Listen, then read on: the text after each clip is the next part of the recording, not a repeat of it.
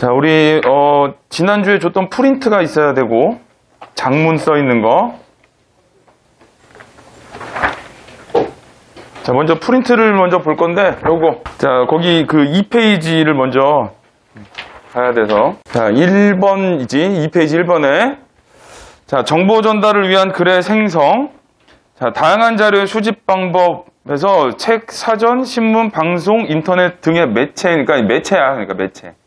매체에서 고르고 뭐 인쇄 매체나 방송 매체나 인터넷 매체나 그 다음에 면담, 그다음에 견학, 관찰, 뭐 실험, 설문조사 이런 애들이 이제 자료 수집 방법이야. 그러니까 매체, 면담, 견학, 관찰, 실험, 설문조사 뭐 이런 애들. 자, 수집해야 할 자료와 수집 방법은 글을 쓰는데 필요한 정보의 내용에 따라 달라진다. 자, 이거는 이제 목적과 내용에 따라서 뭐 주제도 들어가겠지만 실제적으로 내용에 따라서 달라지는 거예요. 자, 가치 있고 신뢰할 만한 정보의 선별 방법이 있는데 2번은 글의 목적에 맞고 독자 이해를 도울 수 있는 정보. 그러니까 여기 그 목적하고 독자의 이해가 중요해. 그러니까 뭐 장문을 이제 글을 쓰기를 하는데 초등학생들한테 쓸 거야. 그러면은 글자만 쓰면 안 되겠지. 애들이 주의가 흐려지겠지. 그러니까 이제 그림도 넣고 뭐 사진도 넣고 뭐 이렇게 해야 되고. 독자의 요구 기대 배경 지식에 부합하는 정보. 뭐 요구, 뭐 기대, 뭐 요구 기대는 비슷한 말이고, 여기 배경 지식이 있는데, 그러니까 배경 지식이 부족하면 배경 지식을 많이 넣어줘야 되는 거고, 배경 지식이 많은 사람에 그러면은 굳이 써줄 필요는 없어. 그래서 이 요구 기대, 배경 지식, 요거에 부합하는 정보가 있어야 된다 하는 거. 자, 뒤에는 신뢰할 만한 정보는 신뢰할 만한 전문가가 쓴 자료인지 전문가에다 줄쳐야 되고. 그 다음에 이제 공신력이 줄쳐야 돼, 공신력. 자, 그 신문이나 방송에 실린 것인지. 그러니까 공신력이 있어야 된다는 얘기야. 그러니까 공신력은 누구나, 어떤 공적인 신뢰도라는 뜻이거든. 누구나 신뢰를 가질 만한 거. 자, 자료에 제시된 정보가 과장되거나 왜곡된 것은 아닌지. 그러니까 요거는 좀 다르게 말하면은 사실적이고 객관적이어야 돼. 사실적이고 객관적. 그 다음에 지나치게 오래되어 효용이 떨어지는 건 아닌지 요거를 다르게 바꾸면 최신의 자료여야 돼. 최신의 자료.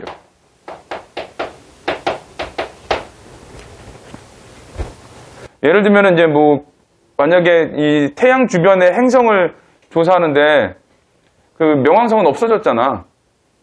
근데 명왕성 있는 자료가 있으면 안 되겠지. 그건 옛날 자료야.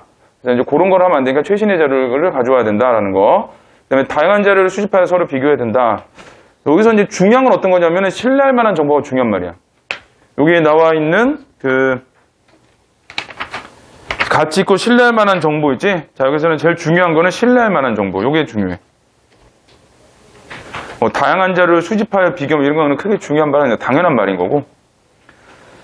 자, 그 다음에 정보 전달을 위한 글의 내용 조직은 자, 전달하는 정보의 속성에 따라 효과적인 내용 조직 방법이 달라짐. 자, 이제 요거 정보 전달을 위한 내용 조직은 정보의 속성에 따라 달라지는 거야. 얘가 열거를 해서 훨씬 더 좋은지, 대조를 해서 훨씬 좋은지, 뭐 이런 거에 따르는 거거든. 자, 그러면은 전달하는 정보에 따라 가장 적합한 내용 조직 방법을 선택해야 되고, 그러니까 정보의 속성에 따라서 자, 나열 구조, 순서 구조, 인가 구조, 비교 대조 구조, 문제 해결 구조 뭐 이런 애들이 있는데, 자, 나열 구조는 서로 대등한 관계에 있는 정보를 늘어놓는 거예요. 그러니까 말 그대로 나열이지, 병렬적이라고 해. 보통은 이제 병렬 구조라는 말을 많이 쓰고 나열 구조보다는 나열하고 있다 이런 말로 써. 자, 정보를 나열하거나 어떤 대상을 유형에 따라 분류해 설명할 때 사용하고, 그러니까 이거는 이제 나열을 치고, 그 다음에 유형에 따라 분류. 이게 그냥 단순 나열이 아니라 유형에 따라 분류하는 것도 열거라 그래. 나열. 자, 헌법재판소의 역할이 있는데, 그 병렬 구조에, 그러니까 나열 구조의 대표적인 방법이 첫째, 둘째, 셋째야. 첫째, 둘째, 셋째. 이게 이제 대표적인 거거든. 그래서 첫째는 국회에서 만든 법률이 헌법에 위배되지 않는지 심판한다. 이게 첫째 역할. 그 다음에 둘째 역할은 국회가 대통령이나 장관의 파면을 요구할 때 이를 심판한다. 이게 이제 두 번째 역할. 그 다음에 셋째는 국가기관이나 지방자치단체 사이에서 다툼이 일어날 때 이를 심판한다. 이게 이제 세 번째 역할이거든. 그러니까 역할별로 한 개씩 써놓은 거야. 그래서 이게 이제 나열 구조 이렇게 돼. 자, 순서 구조는 자, 시간 순서에 따른 내용 조직이 있는데, 자, 사건이 일어난 경과, 자, 이게 일어난 경과가 있어요. 경과가 있고, 그 다음에 대상이 만들어진 과정이 있거든. 자, 과정의 특징은 결과물이 나와, 마지막에. 대표적인 과정이 어디냐면은 라면 봉지 뒤에 있는 그 라면 조리 예이지. 거기 물 끓이고 뭐 면 넣고 스프 넣고 뭐 이런 것 있잖아. 그럼 마지막에 결과물이 나오거든. 자, 그래서 이 시간 순서에 따른 내용 조직에서는 일어난 순서도 있지만 또 하나는 만들어지는 과정도 있어. 그래서 시간의 흐름과 과정 이렇게 돼. 그다음에 공간의 이동에 따른 내용 조직도 있는데, 자, 대상의 모습을 설명할 때 사용하는 게 이제 뭐 대상의 모습을 설명할 때 사용하는데 공간의 이동이야. 그래서 대표적인 게 기행문이거든. 공간의 이동. 근데 기행문은 공간을 이동을 하는데 공간 이동에서 시간도 같이 흘러가. 이 기행문 같은 경우는, 자, 기행문도 장문에 나와. 자, 이거는 시간의 흐름도 나오고, 자, 근데 공간의 이동도 같이 나오거든. 자, 이렇게 같이 나오는데 이렇게 두 개를 뭐라 그러냐면은 추보식 구성이라고 그래. 추보식 구성. 이제 추보식 구성을 좀 좁게 얘기하면 시간의 흐름인 거고, 얘를 정확하게 얘기하면 시간의 흐름과 공간의 이동이 같이 있는 거고.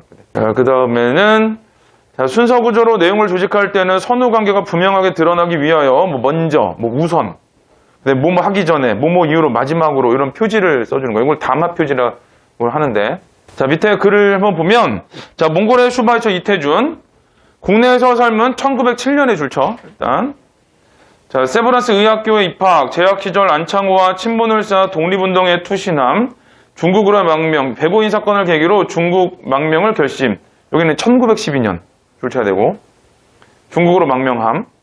1907년에 세브란스 의학교 입학해서 1912년에 중국으로 망명했고, 네, 몽골에서 활동한 1914년 몽골로 가서 의료 활동과 독립운동을 병행. 저희 1914년 줄치고, 그 다음에 그 뒤에 1919년도 줄치고, 자, 몽골 최고의 훈장을 받은 비극적 최후 1921년에 줄쳐야 돼. 그러면은 지금 줄친 게 1907년, 1912년, 1914년, 1919년, 1921년이거든. 그러니까 여기 이제 시간의 흐름에 따라서 얘기를 한 거죠. 이거는 이제 생애지, 생애. 그래서 이제 이런 것도 이 대표적인 시간의 흐름. 자, 그 다음에 인과 구조가 있는데, 일이 일어난 원인과 결과에 따라 내용을 조직할 때 사용을 하는데, 뭐 원인과 결과지 말 그대로. 자, 인과 구조로 내용을 조직할 때는 원인과 결과의 선후 관계가 분명하게 드러나게 하면 독자의 흥미를 끌고 이해를 도울 수 있음. 자, 원인이 여러 가지인데 결과가 하나인 경우도 있고, 그 다음에 원인은 하나인데 결과가 여럿인 경우도 있고, 뭐 이건 뭐 당연한 말, 뭐 그냥 어떻게 보면 당연한 말이야. 내가 잠을 못 잤어. 이런 거지. 숙제가 너무 많았어. 그래서 잠을 못 잤어. 그래서 오늘 너무 피곤해. 그럼 피곤한 게 결과인데 원인이 두 개지. 원인 두 개. 자, 그 다음에 이제 내가 잠을 잘 못 잤어, 어저께. 그러니까 이제 원인은 하나, 잠을 잘 못 잤어. 이게 원인이야. 그랬더니 일단 너무 피곤해. 두 번째, 눈이 자꾸 감겨. 세 번째는 집중이 하나도 안 돼. 네 번째, 집에 가고 싶어. 자, 그런 게 결과거든. 그래서 이 원인이 한 개인데 결과가 여러 가지인 경우도 있고, 원인을 하는데 결과가 여러 가지인 경우도 있고, 또 하나는 어떤 것의 결과가 다른 것의 원인일 수도 있고. 그러니까 어떤 것의 결과가 다른 것의 원인일 수도 있어. 내가 밥을 엄청 많이 먹어. 내가 장난으로 운동해야 되겠어. 그랬어. 이 코로나 때문에 운동을 못 해가지고. 이거를 자꾸 거울 앞에서 이 배를 있는 대로 다 내밀어봤거든. 그랬더니 와이프가 김정은이냐? 그러더라고, 나한테. 배 이렇게 내가 오, 장난 아닌데? 그랬어. 근데, 많이 먹고 운동을 안 했어.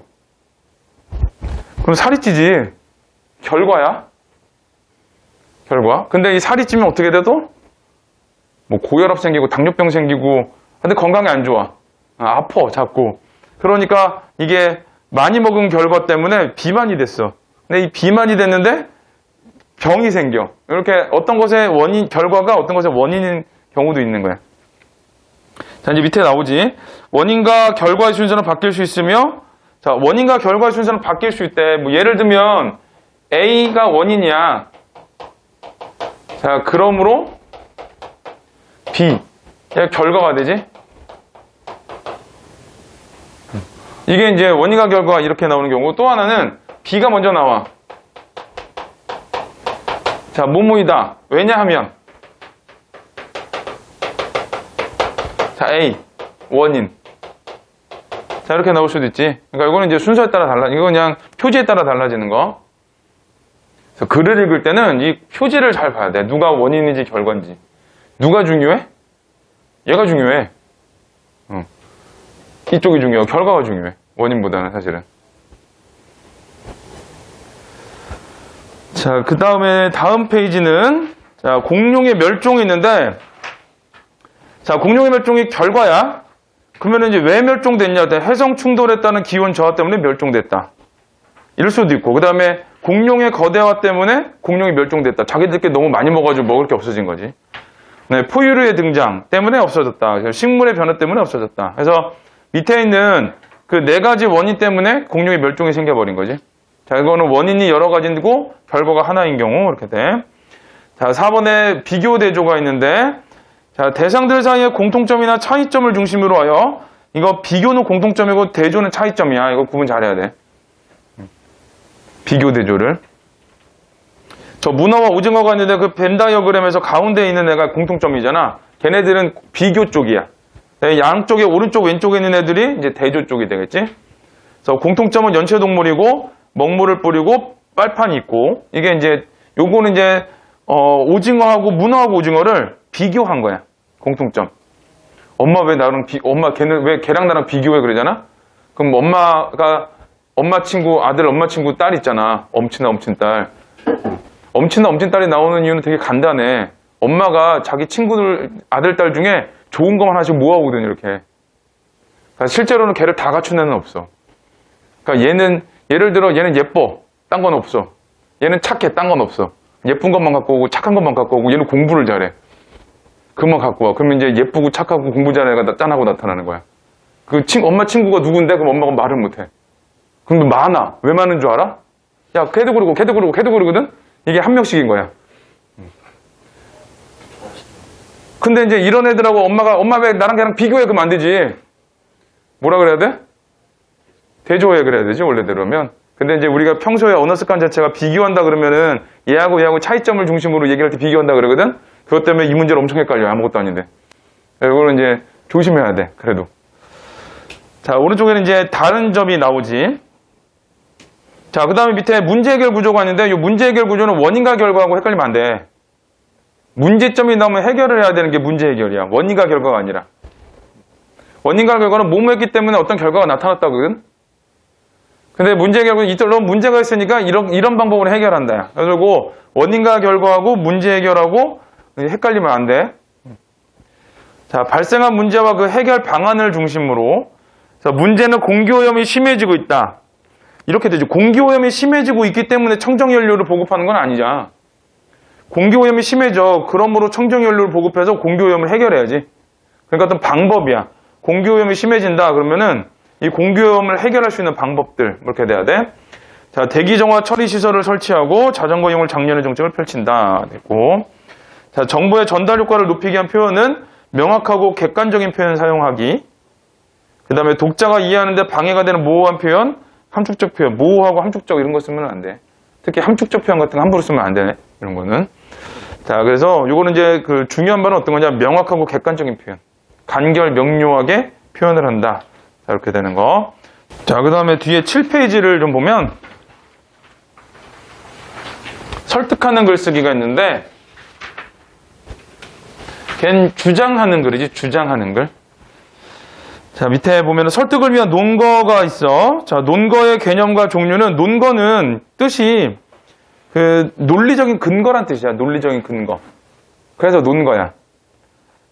독자가 납득하고 수용할 만한 타당하고 믿을 만한 근거라고 되는데, 그러니까 논리적인 근거야. 주장을 뒷받침하기 위한 논리적인 근거. 그게 논거. 자, 뒤에 보면은 8페이지는 자, 논거의 종류는 사실 논거와 의견 논거가 있는데, 자, 요거는 구분하는 문제들이 나와. 자, 사실 논거는 구체적이고 객관적인 사례로서의 실제적인 근거. 그러니까 객관적이어야 돼. 그리고 실제적이어야 돼. 있는 거를 해줘야 되는 거야. 그래서 통계 자료, 설문조사, 실험 결과, 역사적 사실. 이거는 정말 실제 했던 거지. 사람들이 지금 생각하고 있는 거. 요거에 대한 거고, 8페이지. 자, 그 다음에 의견 동거는 아무나 의견을 내는 게 아니라 권위 있는 사람이나 전문가의 의견이야. 권위자나 전문가.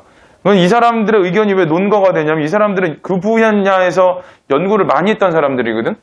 그러니까 기본적으로 객관적인 사실을 바탕으로 자기 의견을 내.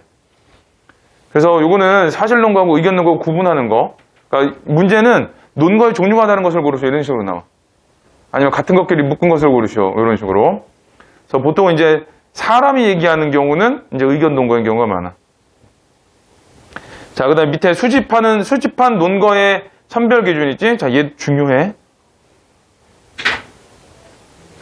글을 읽을 때 항상 타당성, 공정성, 신뢰성을 판단을 하면서 읽어야 돼. 타당성은 주장과 관련이 있는가? 쉽게 말하면 맞는 말이냐 이런 뜻이야. 맞는 말이냐. 그러니까 여기에 어울리는 말이냐 이런 거거든. 자, 주장을 뒷받침할 수 있는 합리성과 객관성을 갖추었는가? 그러니까 주장을 뒷받침할 수 있는 맞는 말이어야 되는 거야. 혈액형은 성격과 관련이 있다. 실제로 내 주변의 친구들을 살펴보아도 여기는 내 주변의 친구들에다가 세모 쳐놔. A형인 친구들은 하고 싶은 말이 있어도 자신 있게 말하지 못한다. 그런 사람도 있겠지. 그런 사람도 있겠지. 또 B형인 친구들은 규칙과 질서를 존중하지 않고 자신의 기분대로 행동하는 경향이 있다. 이 말이 진짜일까? 여기에 혈액형은 성격과 관련이 있다고 맞을까? 없다고는 못하는데 맞다고도 못하겠지. 그러니까 얘는 일단은 뒤에 내용을 둘째치고 어디가 문제냐? 내 주변의 친구들을 살펴보아도가 문제야. 그러니까 내 주변의 친구들의 케이스만 가지고 지금 이 근거를 든 거거든. 그러니까 여기에 어울리지 않는 거지. 그래서 이거는 타당성도 문제인데 신뢰성도 문제야. 일단은 여기는 타당성으로 나왔지. 그러니까 요거 같은 경우에는 조사 대상자 수가 너무 적어. 예를 들면 뭐 우리 가족들만 봐도 우리 가족은 A형, O형, B형, AB형 다 있는데 아빠 성격, 엄마 성격 다 뭐 똑같을 수도 있잖아. 이제 이거는 틀리다고 생각해. 그럼 어떻게? 너는 근거가 뭐였더니 우리 가족들이 A형, B형, O형, AB형 다 있는데 우리는 성격 똑같아. 이럴 수도 있어.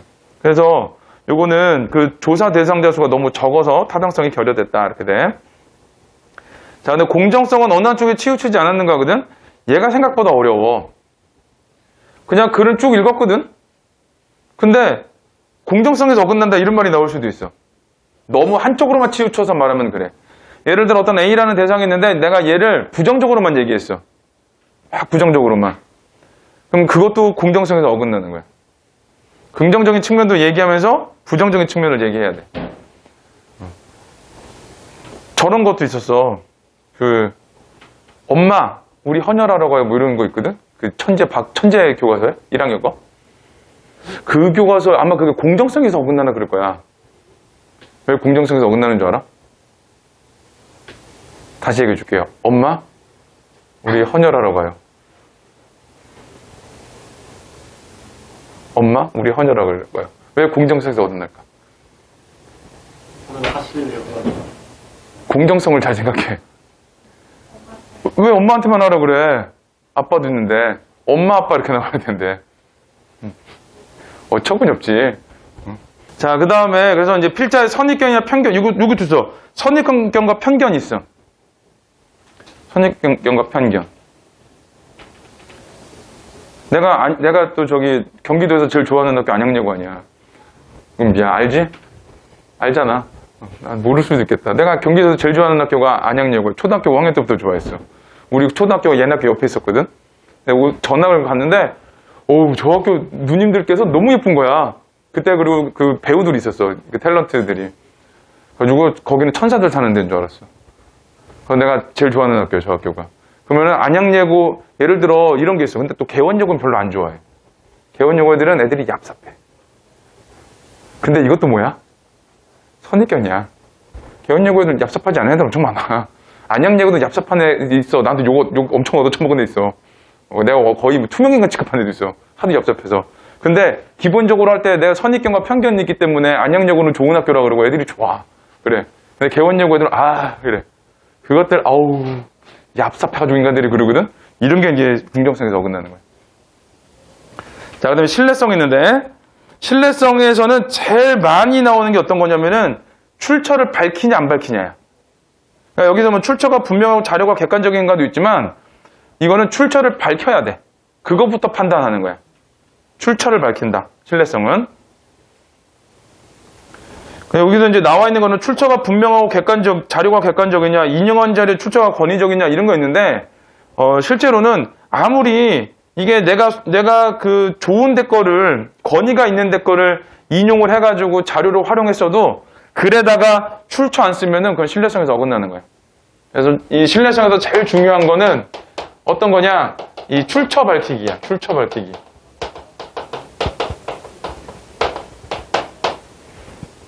요거는 이제 뭐 기관도 될 거고, 그 다음에 뭐 참고문헌도 될 거고,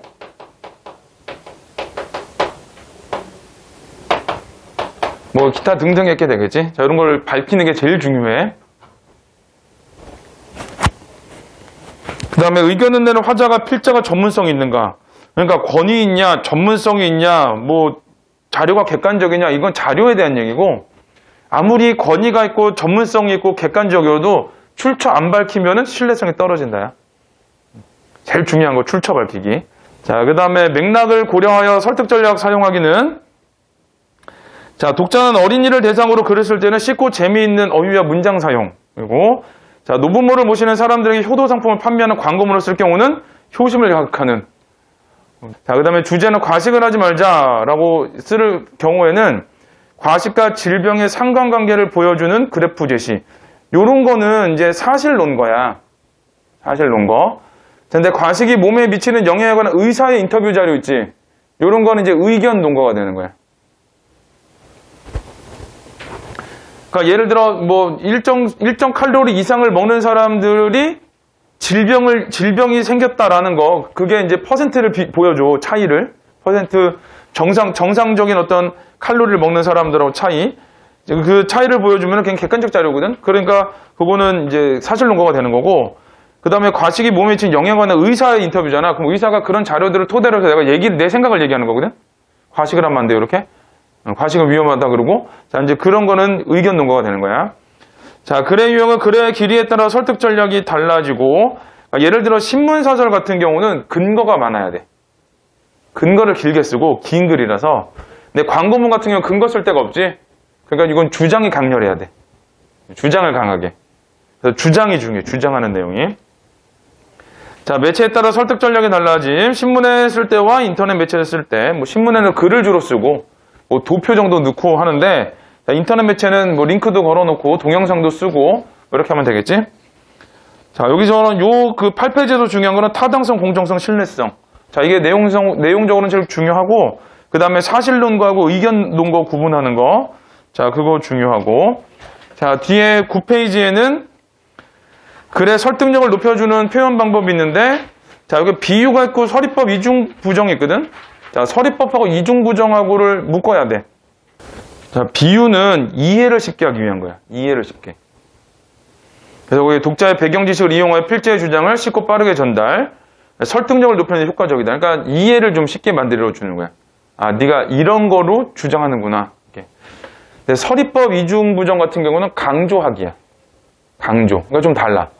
위에 비유 같은 경우는 이해를 쉽게 해서 주장을 좀 알게 하는 거고, 밑에는 서리법 이중 부정은 강조를 통해서 하는 거고. 이렇게 돼. 그래서 기부는 꼭 돈이 많은 사람, 유명한 사람만 할 수 있는 것일까? 그거든? 누구나 할 수 있다지? 그래서 이거는 이제 서리법이 되는 거고, 이런 이유로 청소년 게임 중독을 걱정하지, 여기 안을 수 없다지? 안을 수 없다. 안타도 부정, 없다도 부정이거든? 그러니까 이렇게 안을 수 없다, 이런 식으로 이중 부정을 하는데, 자, 이건 이중 부정은 긍정이지. 그래서 이 비유는 이해에 대한 거, 그 다음에 서리법하고 이중 부정은 강조에 대한 거. 자, 이렇게 돼. 자, 뒤로 또 쭉 가면은, 어디가 있냐면, 12페이지.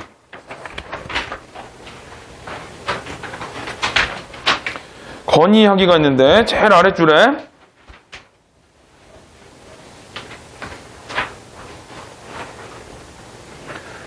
자, 어떤 현안을 분석하여 쟁점을 파악하고 그 현안을 해결할 방안을 담은 글이거든.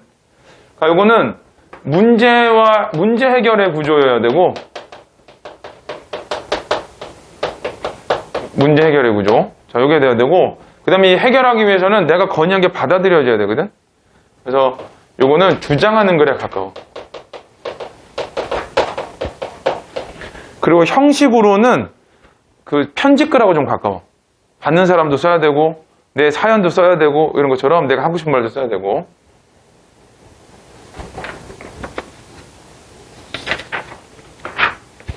자, 13페이지를 보면은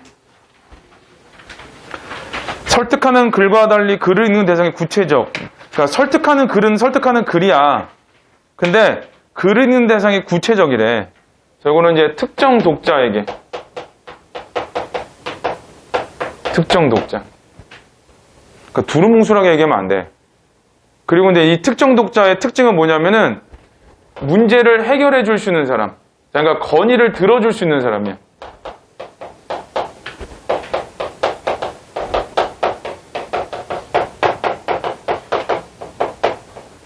거기 읽는 데서 구체적이다 그러면 해결을 할 수 있는 사람이어야 돼. 그래서 보통 장한테 많이 해.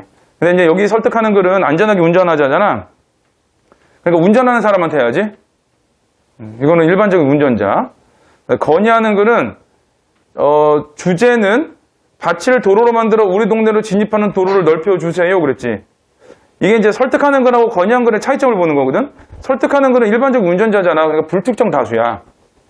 근데 예상 독자는 도시계획을 담당하는 지방 정부 관계자지. 그러니까 길을 만들어줄 수 있는 사람한테 하는 거야. 그래서 이 설득하는 글하고 건의하는 글의 차이거든. 여기서 건의하는 글에다가 글을 체크를 해야 되고, 자, 그 특정 독자는 건의를 들어줄 수 있는 사람. 이게 중요해.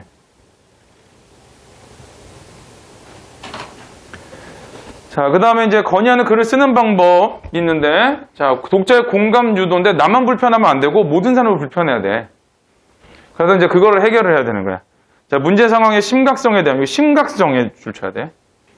그러니까 심각성에 대한 공감 유도야. 독자가 문제를 해결하겠다는 의지를 갖게 할 수 있음.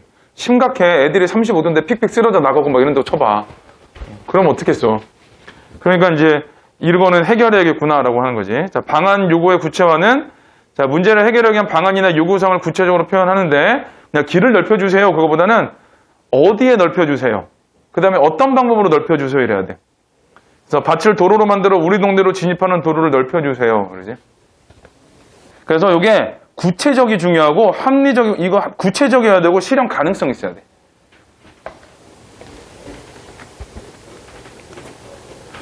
뭐 예를 들면 길을 넓혀주세요가 아니라 에어택시를 만들어주세요라든가 헬기를 띄워주세요. 이런 건 합리적이지 않지. 그런 건 안 되는 거고. 자, 긍정적 효과 제시가 있거든.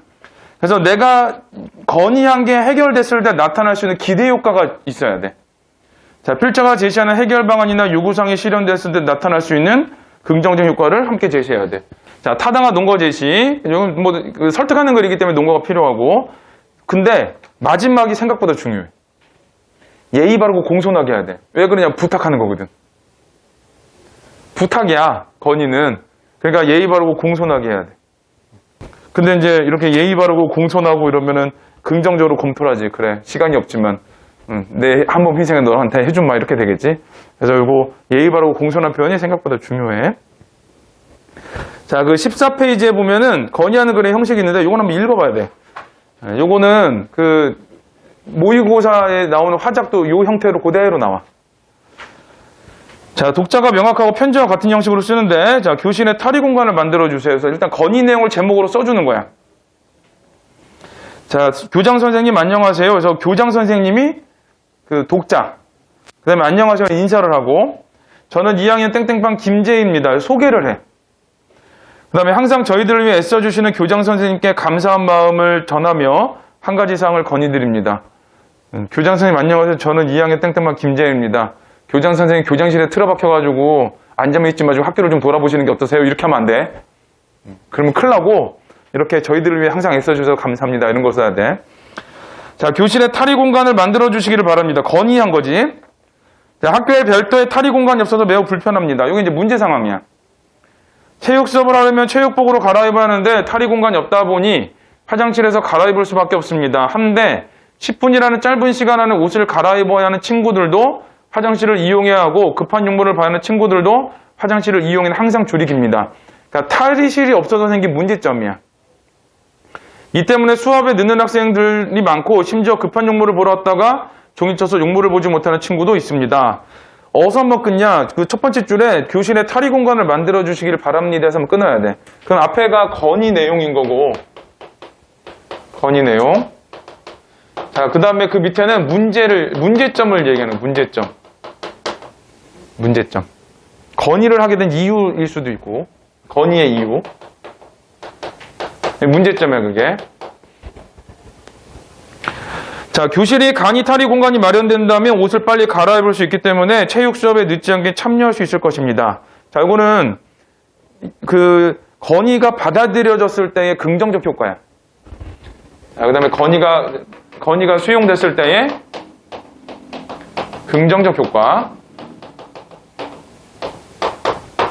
자, 여기 있고. 자, 화장실 이용도 더 편해질 것입니다. 또한 강의 탈의시기 때문에 비용도 많이 들지 않을 것입니다. 그래서 이제 긍정적인 기대 효과에 대해서 설명을 해줘. 자, 저희를 위해 이 문제를 꼭 살펴주시기를 다시 한번 부탁드립니다. 당부를 하는 거야. 다시 한번 강조하면서. 교실에 탈의 공간을 마련해 주신다면 저희의 학교 생활이 한결 편안해질 것입니다. 그래서 다시 한번 강조하는 거야. 마지막 부분에. 거기 뭐 기대하는 효과라고 나와 있지만 여기서는 그 건의 내용의 강조야. 건의 내용의 강조. 그 다음에 기대 효과도 강조를 하는 거고. 그래서 마지막에 강조를 해서 끝내고, 그 다음에 2000 몇몇 년, 무슨 년, 그 다음에 김재희 올림 이렇게 쓰는 거지. 그래서 이게 이제 기본적인 형식이야. 그래서 건의를 먼저 하고, 문제점을 하고, 그 다음에 수용됐을 때 긍정적 효과 이렇게 둬도 되고, 그 다음에 얘가 먼저 나온 다음에 건의 내용 나오고, 그 다음에 이 수용됐을 때 긍정적 효과 나올 수도 있고. 이건 순서는 상관없어. 요 두 개 순서는 상관없어. 자, 일단은 요거는 요까지 보고, 자, 우리 문제를 좀 풀어볼게요. 자, 82쪽. 자, 문제를 항상 먼저 읽는 습관을. 자, 다음은 초고를 작성하기 전에 떠올린 생각이다. A 중 학생의 초고에 반영되지 않는 거. 그러니까 내용일치 문제인데, 요거 1문단 읽고 해결하는 거야, 하나씩. 한 문단 읽으면서 없는 거, 뭐 틀린 거 해결하는 건데, 적절하지 않은 건 있는 거 찾아서 없애면 돼. 그 다음에 2번은 다음은 초고를 읽은 교지 편집부 담당 선생님의 조언이다. 이를 반영하여 A를 작성한 내용으로 가장 적절한 것. 이 글에 제시된 손글씨 쓰기의 주요 효과를 모두 언급. 일단 손글씨 쓰기의 주요 효과 모두 언급. 그게 첫 번째 조건이에요. 자, 효과를 모두 언급하래. 그 다음에 두 번째는 비유적 표현을 활용해 마무리. 비유를 쓰래. 그럼 문제를 이제 본문을 읽기 전에 얘부터 골라내야 돼.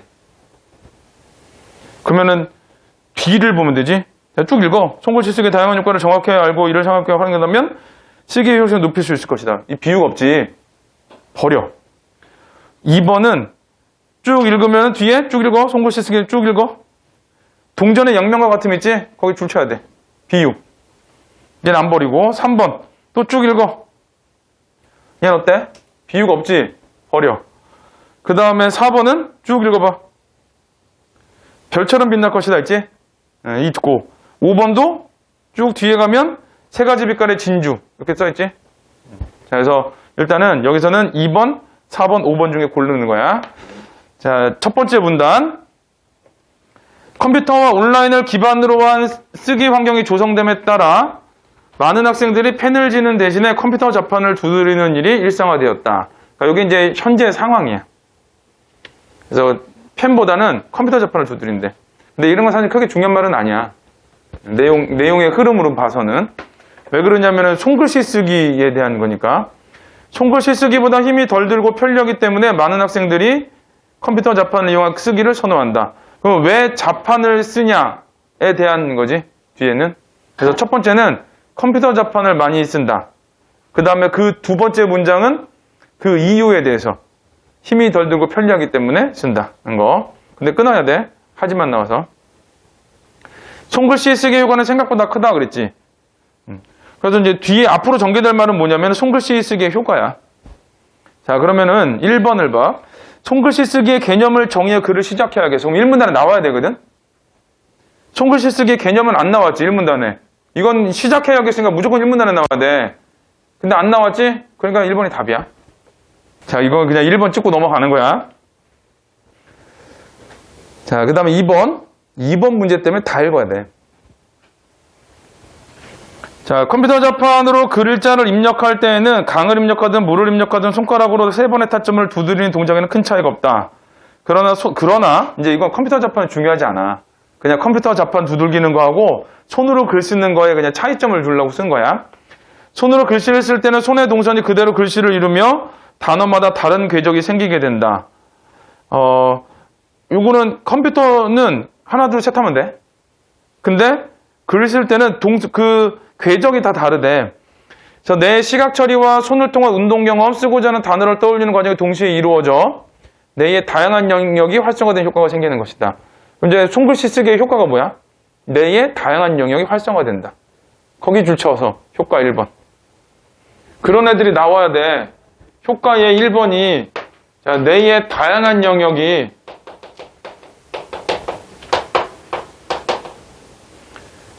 활성화된대.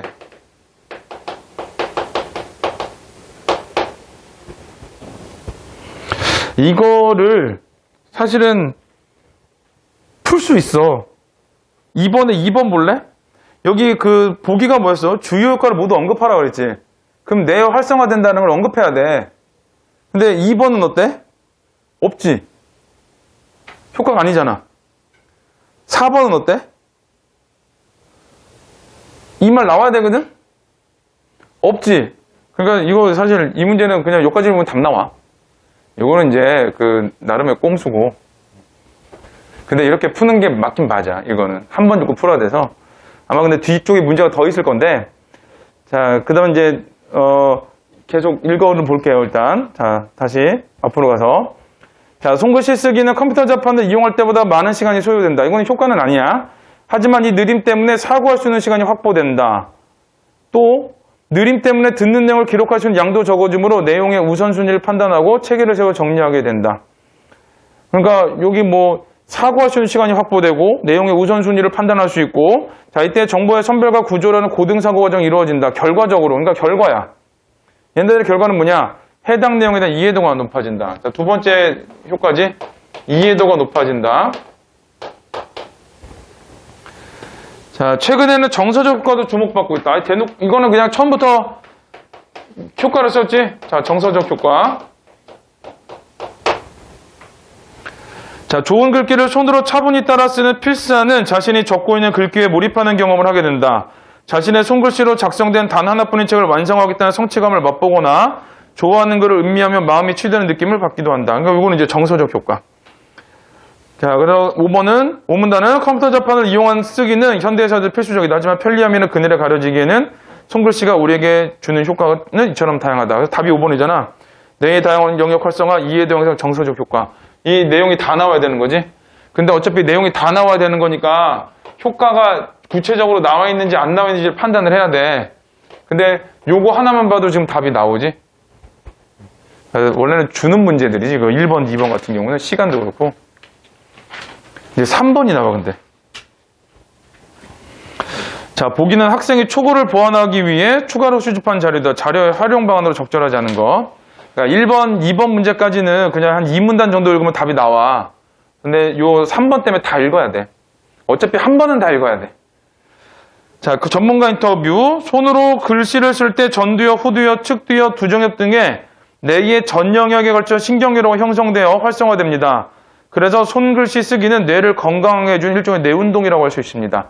자, 기억은 뭐라고 했냐면 뇌운동이라고 하지, 뇌운동. 그러니까 뭔가 뇌하고 관련된 거를 찾는 거지. 뇌의 다양한 영역이 활성화된다. 그러면은 1번을 봐. 뇌의 다양한 영역이 활성화된 이 문단의 내용을 구체화한다. 맞지? 연결이 되잖아, 둘이. 자, 그 다음에 니은 연구자료. 65명의 대학생이 컴퓨터 자판을 이용한 쓰기와 손글씨 쓰기라는 두 가지 방식으로 강연 내용을 정리하도록 한 후 성취도를 확인했다. 그 결과 기억의 여부를 묻는 과제 1에서는 집단간 차이가 없었으나, 그러니까 기억에서는 차이가 없었다. 이건 크게 중요하지 않아. 자, 개념의 이해를 묻는 과제 2에서는 손글씨 쓰기 방식으로 정리한 집단이 훨씬 높은 성취를 보였다. 니은 핵심은 뭐야? 손글씨가 이해도가 높다지? 손글씨를 썼을 때 이해도가 높다. 자, 2번. 니은에서 과제 1의 결과를 활용한대. 과제 1은 뭐냐면, 뭐 과제 1인데 거기에 어떤 거냐면 집단 간 차이가 없었대. 개념의 기억 여부를 묻는 건 차이가 없었대. 그럼 손글씨 쓰기가 특정 상황에서 효과적. 그래? 차이가 없잖아. 그럼 효과적인 게 안 되지. 얘는 이 과제 1의 결과를 활용할 게 아니라 누구를 활용해야 돼? 과제 2를 활용해야지. 이해도의 차이가 있으니까. 그래서 답이 2번이 되는 거야. 그리고 이제 화작 같은 경우에는 만약에 답 나왔잖아? 그럼 뒤에는 보지 마. 괜히 봤다가 틀려. 시간 가고. 문제 낼 때도 좀 그렇게 내니까. 자, 그 다음에 뒤를 또 넘겨볼게요. 뒤로 쭉 가면은, 자, 문제를 먼저 보면은, 자, 작문 맥락을 고려할 때 가나에 대한 설명. 가나에 대한 설명. 이거는 이제 범위 줄이기 해야 되는 거고. 그 다음에 2번은, 보기는 나에 대한 학생들의 수정 의견이다. 수정 의견이래. 나의 추가내로 가장 적절한 거. 자, 거기 이제 한번 읽어봐야 돼. 이거는. 추정을 어떻게 방식으로 하는 거니까. 그래서 문제를 좀 이렇게 제거할 수도 있거든. 선택지를. 자, 초고에서는 건의 내용을 언급한 후 글을 읽어준 것에 감사하는 끝인사로 마무리했잖아. 그런데 글의 설득력을 높이려면 건의 내용을 언급한 후에 건의가 받아들였을 때 소비자와 기업력이 얻게 될 이익을 직접적으로 표현하면 좋겠어. 자, 건의 내용 언급 둘치고 받아들여졌을 때 소비자와 기업 양쪽이 얻게 될 이익. 자, 그거를 넣어야 되는 거야.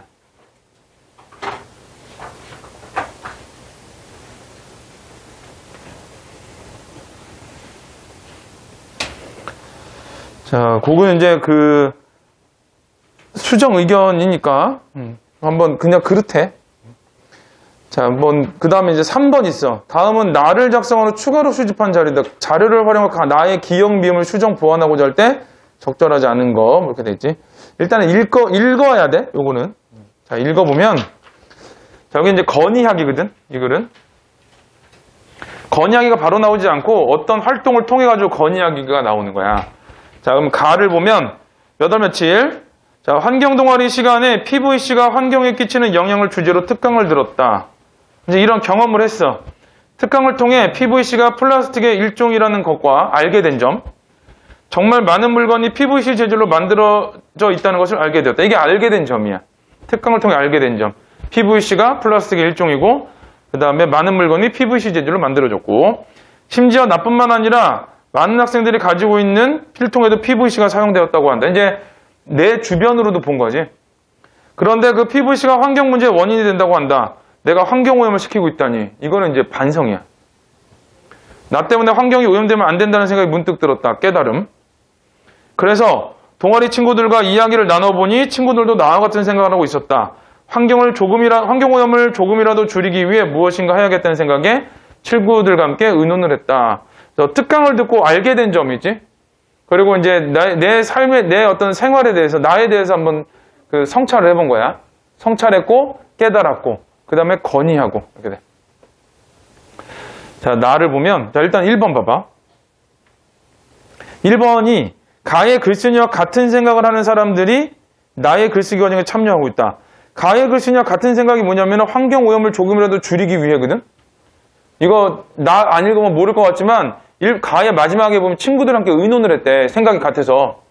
나와 같은 생각을 하고 있었고 그래서 친구들과 함께 의논을 해서 건의문을 쓴 거잖아. 그러니까 1번은 맞는 말인 거야. 나를 안 읽어봐도. 자, 2번은 가에서는 개인의 경험이 동기가 되어 나의 사회적 문제 해결에 글쓰기를 이끌어내고 있다. 되는데 자, 거기 가에서 언급한 개인의 경험이 어떤 거냐면 환경동아리 시간의 특강이지. 자, 그거고 사회적 문제 해결의 글쓰기인지 아닌지 읽어봐야 알아. 그 다음에 3번. 가는 나와 달리 예상 독자의 관심사에 대한 분석이 글쓰기에 중요하게 작용하고 있다. 자, 여기 예상 독자의 관심사에 대한 분석이거든. 거기 줄 쳐야 돼. 근데 가가 예상 독자의 관심사에 대한 분석이 있대. 가의 예상 독자는 누구야? 몇 월 며칠 써있는 거니까 이거 뭐야? 일기지. 그 일기니까 예상 독자의 관심사 아니지. 이거는 예상 독자가 나야. 그러니까 없다고 보면 되지, 그러니까. 그래서 이거는 가만히 보면 답이 나와. 3번으로. 가는 예상 독자의 관심사에 대한 분석이 중요하지 않아. 그러니까 예상 독자는 난 거고, 이제 내 성찰에 대한 글이니까. 그래서 1번은 이제 3번이 답. 자, 그 다음에 나를 읽어야 되는데. 자, 나. 안녕하세요. 저희 땡땡고등학교 환경동아리 학생들입니다. 저희가 이렇게 글을 쓰게 된 이유는 귀사에서 제조하는 필통에 대해 건의하기 위해서입니다. 자, 건의할 거래. 저희 학교 학생들은 평소 귀사에서 만든 학용품을 자주 구입합니다. 그런데 귀사의 필통이 몸체는 PVC 재질이고 지퍼는 철이어서 문제가 있음을 알게 되었습니다. 자, 기역 같은 경우는 자, 몸통은 PVC고 그 다음에 지퍼는 철이고 그래서 문제라는 걸 알게 됐대. 이거 잘 읽어야 돼. 생각을 좀 해봐야 돼. 살짝 요만큼. 누가 문제야 진짜는? 얘가 문제가 아니라 얘가 문제인 거지? 포커스가 얘로 와야 되는데 지금 얘도 문제고 얘도 문제라고 했어. 이럴 때는 이제 얘 얘기는 잘 안 나와. 이거는. 자, 저희는 귀사가 필통의 재질을 개선한 것이 옳다고 생각합니다. 이게 뭐야? 건의. 그래서 건의 내용. 자, 필통의 재질을 바꿔라. 자, 필통의 재질 변경.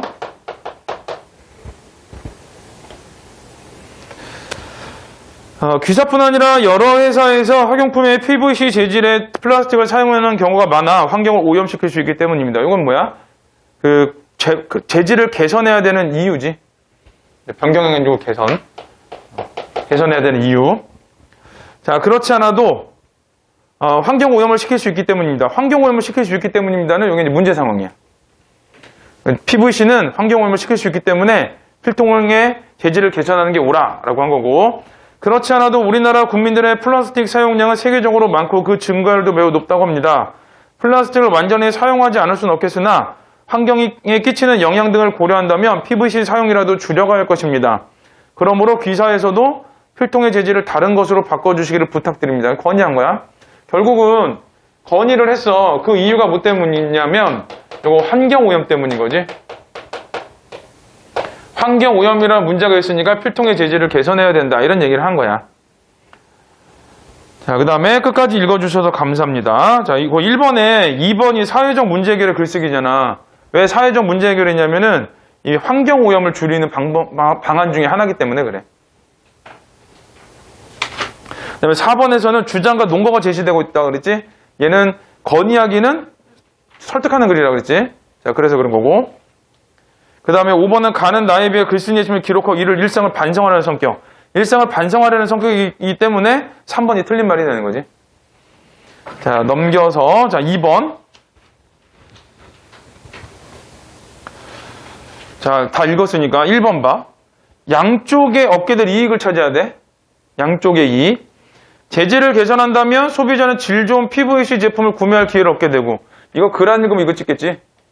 질 좋은 PVC가 틀렸지? PVC 쓰지 말라 그랬지? 그래서 틀렸어.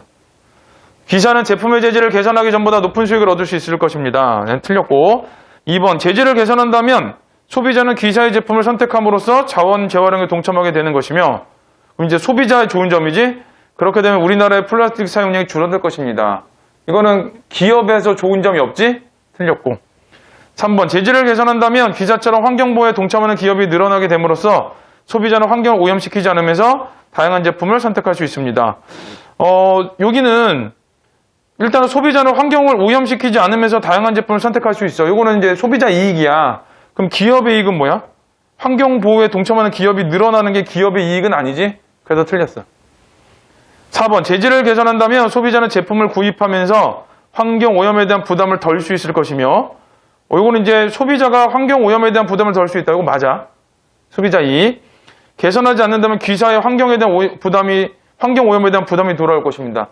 이거는 이제 개선하지 않았을 때 문제점을 쓴 거지. 그래서 틀렸어. 5번. 재질을 개선한다면 소비자는 귀사 제품을 구매하여 환경보호를 실천했다는 만족감을 얻을 것이고, 만족감, 소비자 이익. 귀사는 친환경 기업이라는 신뢰감을 고객에게 주어 매출이 증가하게 될 것입니다. 니네는 친환경 기업이라서 매출이 증가할 거야. 이렇게 돼. 그래서 2번은 5번이다. 99. 자, 다음은 나를 작성하는 추가로 수집한 자료이다. 자료를 활용한 나의 기억밈을 수정 보완하고자 적절하지 않은 거. 자, 가는 플라스틱은 가공성이 우수하고 저렴하지만, 자, 플라스틱은 가공성이 우수하고 저렴하다. 이게 플라스틱의 장점. 저렴하지만이니까 뒤에 단점이 나올 거야. 재활용하지 않고 폐기하는 경우 분해되지 않아 환경오염을 일으킨다. 그러니까 플라스틱의 장단점이거든. 가공성이 우수하고 저렴해. 근데 오염을 일으켜. 플라스틱의 장단점. 자, 플라스틱은 성분에 따라 PVC, PP, PET, 페트 등으로 나뉘는데 염화비닐이 주성분인 PVC는 질기고 깨지지 않아 투명 지퍼백, 필통 등에 쓰인다. 자, PVC를 부드럽게 하기 위해 첨가하는 포탈레이트 인체에 유해할 수 있다. 자, 그러니까 PVC 자체의 문제라기보다는 그 PVC에 첨가되는 포탈레이트가 문제인 거야. 자, 이에 비해 식품용기, 학용품 등에 사용되는 PP나 음료병에 주로 사용되는 페트는 포탈레이트가 첨가되지 않는다. 그러니까 PVC하고 그 다음에 PP, 페트의 차이를 둔 거거든. 그 차이가 뭐냐면은 포탈레이트가 있다 없다. 요거의 차이. 자, 거기 일단 가에 해당하는 걸 쭉 봐야 되거든, 먼저. 자, 1번 봐. 가를 활용한 니은이래. 그럼 니은이 뭐냐면 기사뿐 아니라 여러 회사에서 학용품에 PVC 재질의 플라스틱을 사용하는 경우가 많대.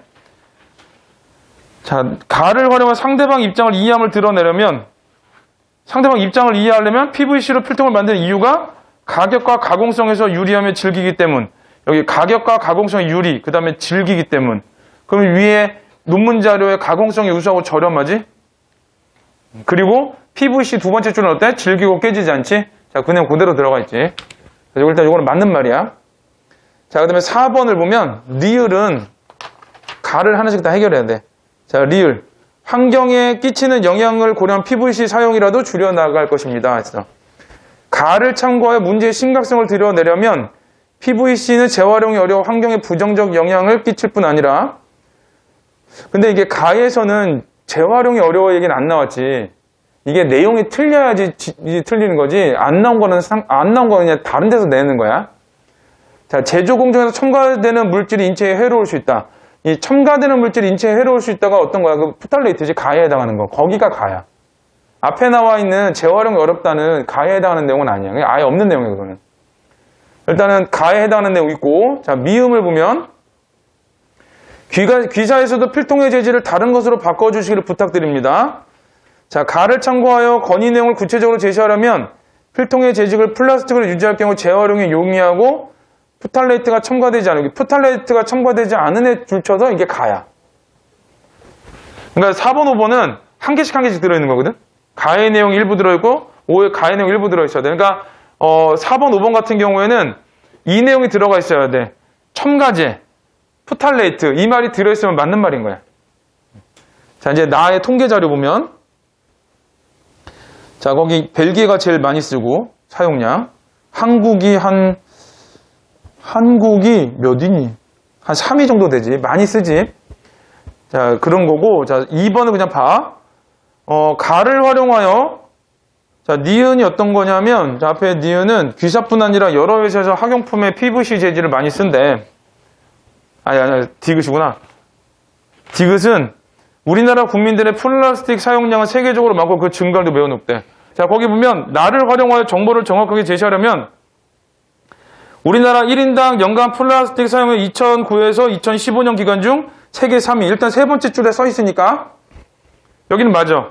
증가율도 가장 높다. 그래? 증가율은 어떻게 할 수 있어? 기울기. 우리나라는 좀 많이 기울어져 있긴 하지. 누구보다는 덜해 그래도.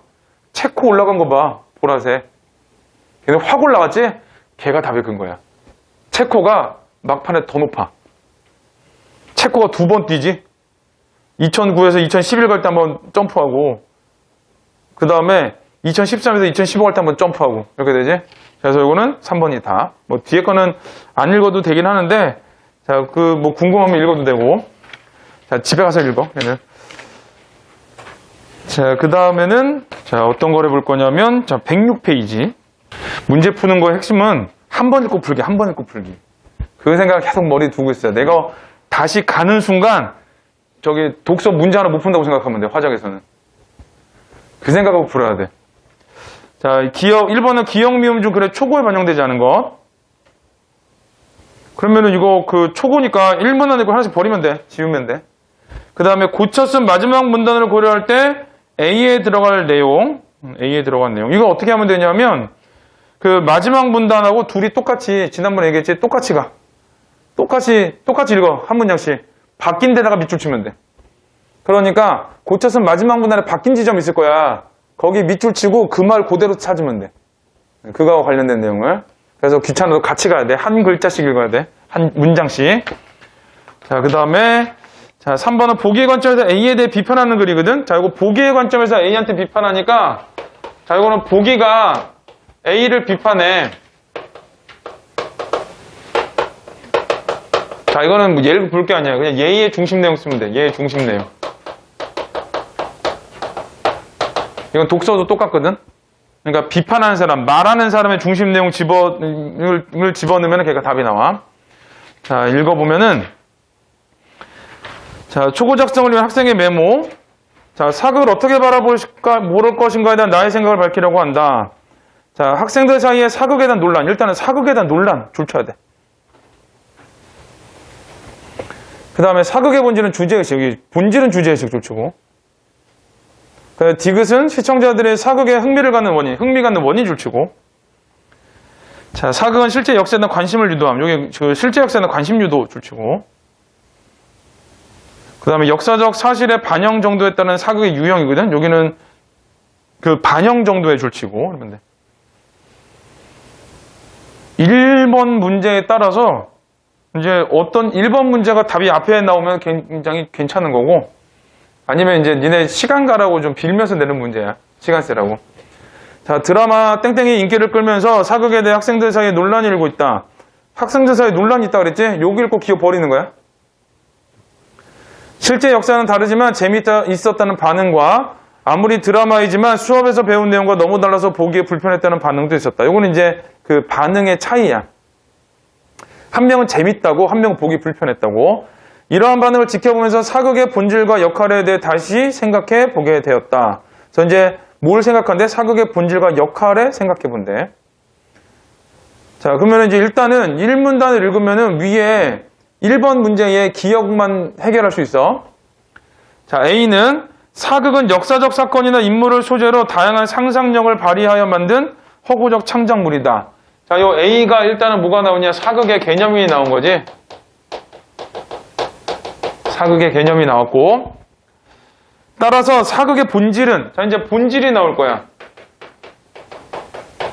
사극의 본질. 위에 뭐라고 그랬냐면 본질과 역할에 대해 생각해보게 한다고 그랬잖아. 그러니까 본질을 찾아야 돼. 상상력을 바탕으로 만들어진 이야기를 통해 구현되는 주제의식이 있다. 자, 본질은 뭐 했대? 주제의식. 그럼 여기까지 읽고 니은도 지우는 거야. 써있으니까. 사극에서는 허구를 통해 가치 있는 의미를 담고 그것이 얼마나 시청자의 공감을 살 수 있느냐가 중요한 것이지 역사적 사실과 얼마나 부합하느냐는 중요하지 않다. 라고 해서 공감이 중요하지, 가치 있는 의미와 공감이 중요하지 사실과의 부합은 중요하지 않다라고 했어. 그래서 사극의 본질은 주제의식. 그래서 가치 있는 의미와 그 다음에 공감이 중요하다. 이런 얘기를 했어.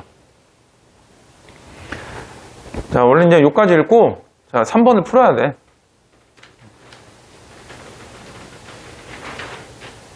자, 사실로서의 역사와 상상력의 산물로서의 허구라는 두 가지 요소가 사극의 본질이다. 그러니까 이 사람은 사실과 상상력이 본질이래. 그럼 보기의 입장은 어떠냐? 사극의 본질은 사실과 상상력이래. 얘가 본질이고, 자, 그중 어느 한쪽으로 치우치게 되면 사극은 자신의 정체성에서 멀어지므로 둘 사이 균형을 유지해야 된다. 그리고 요 둘 사이에 균형이 있어야 된다. 균형. 이를 위해 보편적으로 인정하는 역사적 사실은 유지하고 역사적 사실을 연결해 나가는 이야기를 만들어내는 과정에서 상상력이 발휘해야 된다. 그래서 결론이 뭐냐? 자, 역사적 사실은 유지해야 되고,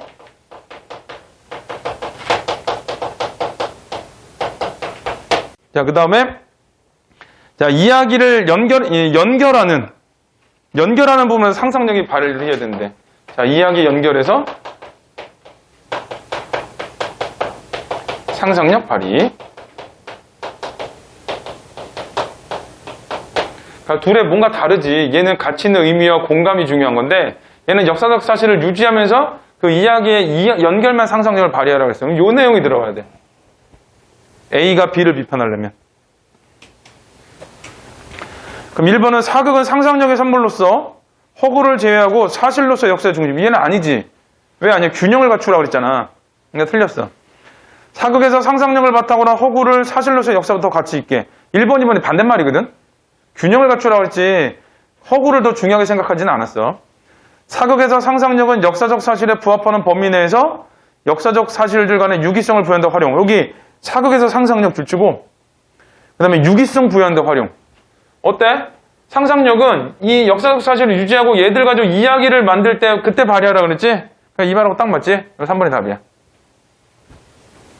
자, 4번은 사극에서 시청자 공감을 유도하는 요인은 허구를 통해 드러나는 주제의식이 아니라 사실로서 역사라고 그랬는데 이 사실과 상상을 균형 지으라 그랬지? 균형을 맞춰라. 그다음에 사극의 본질에 부합하려면 허구적 내용의 재미보다는 역사적 사건과 유사성이니까 이것도 그러면은 이 사실 중심이야. 근데 균형을 맞추라고 그랬어. 그러니까 이게 1번, 2번, 4번, 5번은 두 개 중에 한 개로 가 있는 거야, 이렇게. 자, 근데 이제 나중에 만약에 문제를 풀 때는 일단은 보기의 관점에서 A를 비판해라 그럼 보기의 관점을 쓰면 돼. 찾아서 그 답을 고르면 돼. 그리고 답나무 그냥 버리면 되고. 자, 그 다음에 다시 읽어 갈게요.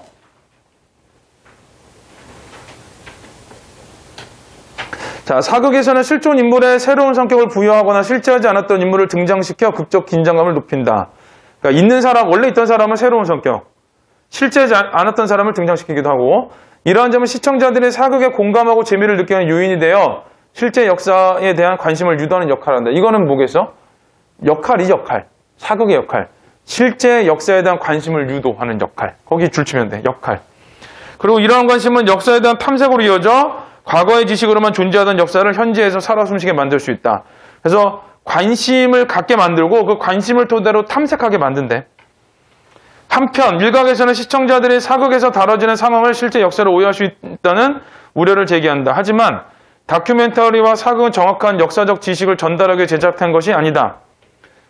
사극은 정확한 역사적 지식을 전달한 게 아니고 또한 사극의 영향력이 크기는 하지만 대부분의 시청자들은 사극의 내용을 실제 역사로 생각하지 않는다라고 해서 이거는 우려를 제기해. 그러니까 이거는 예상되는 비판이거든. 예상되는 비판에 대해서 반박하는 거야. 예상되는 우려가 있어. 그거에 대한 반박. 우리는 실제 역사 속 인물과 사건을 통해 현재의 삶을 성찰하며 지혜를 얻는다. 한편 사극을 통해 그러니까 이제 실제 역사 속에서는 실제 역사 속에서도 현재의 삶을 성찰하며 지혜를 얻어. 근데 뒤에 사극을 통해서는 감동과 즐거움을 얻는다. 그러니까 이 글 쓴 사람은 기본적으로는 역사와 사극은 다르다를 생각하고 있는 거야. 이처럼 실제 역사와 사극은 저마다의 가치를 지니며 우리의 삶을 풍요롭게 만들어주기 어느 하나도 포기할 수 없다. 그래서 자, 요거를 이제 2번 문제를 풀 거거든. 자, 한 개씩 해볼게. 어떻게 바뀌었나 봐. 자, 거기 똑같이 비교를 해봐야 돼. 우리는 실제 역사 속 인물과 사건을 통해 현재의 삶을 성찰하며 지혜를 얻는다. 자, 그 첫 번째 문장을 비교해볼게. 사극은 상상력을 바탕으로 실제 역사를 현실로 소환하면서 끊임없이 과거와 대화를 시도한다. 이거 완전히 다르지? 완전히 달라. 두 번째 문장도 한편 사극을 통해는 감동과 즐거움을 얻는다. 뭐 감동과 즐거움이 있는데 거기 뭐 이로 인해 시간적 간격에도 불구하고 우리는 사극에서 재창조된 인물에 공감하거나 그들의 삶을 통해 의미 있는 경험을 하게 된다. 완전히 전혀 다른 내용이 나와버렸지. 그래서 요럴 때는 어떻게 해야 되냐? 일단은 그 고쳐 쓴 문단을 중심으로 봐야 돼. 고쳐 쓴 문단 중심. 자, 거기 사극은 상상력을 바탕으로 실제 역사를 소환하면서 끊임없이 과거와 대화를 시도한다. 했지? 여기 사극의 어떤 특징이야. 이로 인해 시간적 간격에도 불구하고 우리는 사극에서 재창조된 인물에 공감하거나 그들의 삶을 통해 의미 있는 경험을 하게 된다. 이 사극을 얻을 수 있는 어떤 효과지. 자, 이러한 공감과 경험을 온전하게 즐길 수 있으려면 사극은 실제 역사와 그 자체의 재현이 아닌 허구적 창작물로 인식해야 된다. 그랬어. 그러니까 여기는 이제 사극에 대한 얘기만 막 써놨지. 사극에 대한 얘기만. 근데 앞에 건 어때? 사극과 그 역사와 사극의 일단은 차이를 뒀지. 사극과 역사를 비교를 했어. 그리고 뒤에 또 역사와 사극이 저마다 가치를 지닌다 그랬어. 그러니까 앞에 문단은 역사도 얘기하고 사극도 얘기했는데 지금 여기는 고쳤음 마지막 문단은 사극만 얘기를 한 거지. 자, 그거를 이제 중심으로 답을 찾아야 돼. 1번, 사극의 순기능과 역기능이 없지? 버려. 실제 역사와 사극으로 초점이 분산된 논지가 흐려지므로. 그치? 원래 글은 어때? 역사도 얘기하고 사극도 얘기하고 둘 다 같이 있고 이랬잖아. 그랬으니까 사극은 상상력으로 바탕으로 하는 장작물. 사극 얘기만 했지? 사극은 첫 번째 뭐라 해서 상상력 바탕으로 실제 역사를 현실로 소환하면서 이렇게 얘기했잖아. 그래서 공감을 얻게 만들고, 그리고 얘는 허구적 창작을 인식해야 된다라고 그랬지? 그래서 이거는 앞에 글이 일단 실제 역사와 사극의 초점이 분산됐는데, 이 뒤에 고쳐쓴 문단은 사극을 중심으로 이야기를 했다라는 측면에서 보면 2번이 맞는 말이야. 3번은 실제 역사의 장점을 위주로 제시해 주장이 분명하게 드러나지 않으므로 실제 역사의 장점을 위주로 쓰지 않았지, 앞글을. 틀렸고. 그 다음에 4번은 실제 역사와 사극의 긍정적 기능을 함께 제시하여 일관성이 부족하므로, 뭐 그렇다고 쳐. 일단 두 개 같이 얘기했으니까. 사극의 본질은 실제 역사를 온전히 수용하는 데 있다. 그게 아니지. 사극은 실제 역사를 온전히 수용하는 게 아니라 사람들이 공감하거나 의미 있는 경험을 하게 해주고 이런 거잖아. 그래서 틀렸고. 5번은 실제 역사 반영이 사극에서 중요함을 제시하여 설득력이 부족하므로 허구적 창작물로서 사극에 갖는 효용에 주목해야 한다. 자, 여기 실제 역사 반영이 사극의 중요함을 제시하여 설득력이 부족하대. 이게 실제 역사 반영이 사극에서 중요함을 제시해서 설득력이 부족하다는 말이 안 나와. 사극의 특징, 역사의 가치, 사극의 가치, 이해가 다 있다라는 얘기를 한 거지. 그래서 2번은, 자, 2번이 답이 돼요.